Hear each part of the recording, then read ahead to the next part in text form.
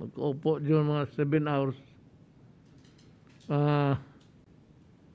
Sobra ng you're getting out of bounds now. Be reasonable and also respect the needs of the human being.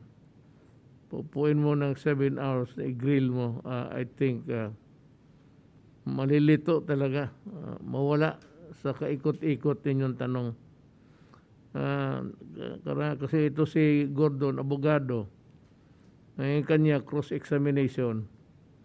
Pero yung cross-examination niya, siya ang magsagot. And siya rin ang mahusga kung mali ba itong tao. Alam mo, totoo lang, hindi magalit siya. Kung magalit na, wala akong pakialam sa iyo. Pero ang Pilipino, tignan ninyo ang Pilipino.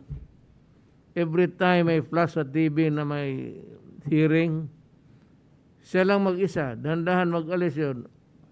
Alam mo ba, hindi mo ba nahalata yan? I mean, there's something wrong with this guy. Hindi niya nata na is talking too much. Tapos pa may ano pa sa yung para-pararap niya na English. Mabuti ka kasi siguro may ancestry mo, may lineage ka ng Amerikano. Kami dito, probinsyano, so ang English namin medyo bariya lang.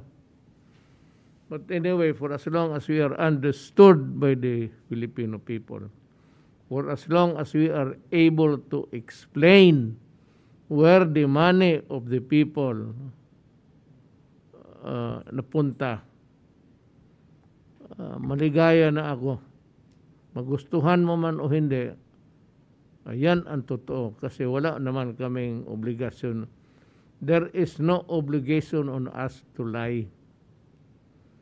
So I would be, wala kaming na magsinungaling. Kaya dito na lang kayo. Kung maniwala kayo sa kanila, sige, doon kayo. Kung maniwala kayo sa amin, di mas mabuti, makinig kayo. Total, ini-explain na ng mga sekretaris saan yung pera pumunta. Alas 12 na, kailangan na kami umuwi. Kasi hinihintay na kami ng hinihintay na. Uwi na, bye.